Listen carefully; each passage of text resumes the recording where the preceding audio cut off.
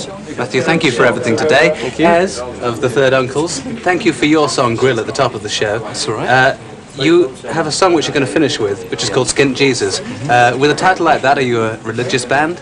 No, I don't think we're a religious band at all, actually, to be honest. I mean, despite the fact that I'm wearing an Enjoy God t-shirt here, which Bananarama seem to have sported a lot recently. Stylish. Yeah. No, we're not religious, but the song was came out of the feeling of, you know, religion often seems to be sanitized these days. Religion is often seen as something that's of the past and not the present.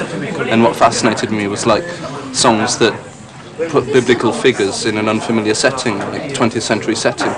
And it's not new. I mean, Bob Dylan did it in the 60s, and he did it with figures who weren't religious as well. He wrote one song which goes, Shakespeare's in the alley with his pointy boots and hat, you know. And I always like that, the fact that it gives you almost like a different view of a figure that you've known since your school days. Think, oh yeah, if he was back now, maybe that's what he'd be doing, walking the alley. So one day I was thinking, what would all these biblical figures be doing if they came back? And possibly all the prophets like Moses and Noah and people like that would still be seen as nutters, basically, you know. Because, I mean, they were talking to plants in the desert, you know. If Moses was back now, would he be talking to plant displays in the rain, which is a quote from the song?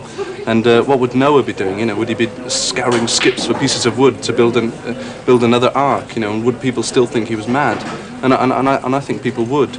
And similarly, of course, it leads back to the big J, Jesus, you know. What would happen to him, you know? And sadly, I think that what would happen to him is the same thing that happened to him in the Bible, which that people would crucify him in some way or other. They would put him in an institution of some sort. And so even though I'm not religious, it's written from a religious person's point of view, wondering what would happen, you know, because I often think that people forget the fact that we're all Judases, really, and that we're all quite happy to kiss people and betray them.